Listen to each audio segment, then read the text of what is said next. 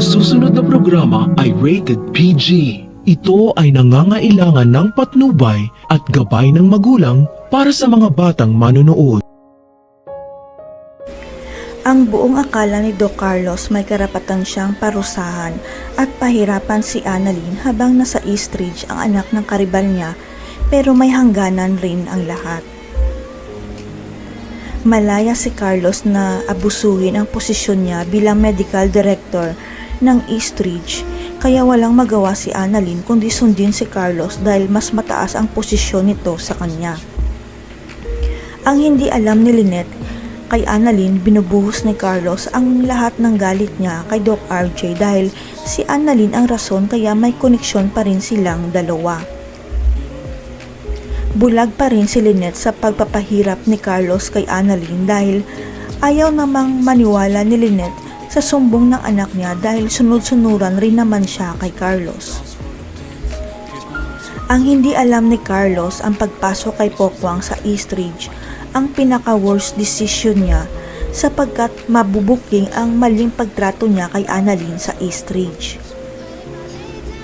Nabanggit ni Pokwang na kilala niya ang may-ari ng Eastridge kaya siya nakapasok para sa kanyang research study bilang paghahanda sa kanyang susunod na pelikula.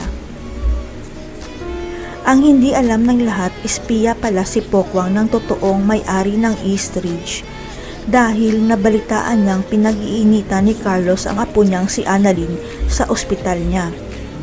Nagsumbong si Pokwang sa may-ari na hindi maganda ang pagtrato ni Carlos kay Annalyn dahil pinapagalitan niya ito at pinapahiya sa maraming tao kahit wala siyang kasalanan. Kaya ito ang dahilan na todo tanggol si Pokwang kay Annalyn dahil alam niya ang totoo na si Annalyn ang apo ng may-ari ng Eastridge at naaawa siya sa batang doktor. Nagsumbong si Pokwang sa may-ari na tinetest ni Carlos ang kakayahan ni Annalyn kung karapat-dapat ba siyang ipadala sa Japan para sa conference ng neurosurgery. Nalaman ng may-ari na kinontra ni Carlos ang pagpapadala kay Annalyn sa Japan, na siya naman talaga ang pinili ni Mr. Hiroshi para magpresenta sa Eastridge sa Japan.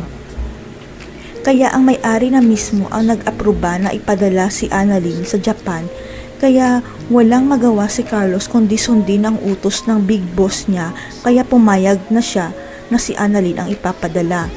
Kaya pala panatag na sinabi ni Pokwang kay Annalyn na sure na ang pagpunta niya sa Japan dahil ang may-ari na mismo ng Eastridge na lola niya ang nag-aproba nito.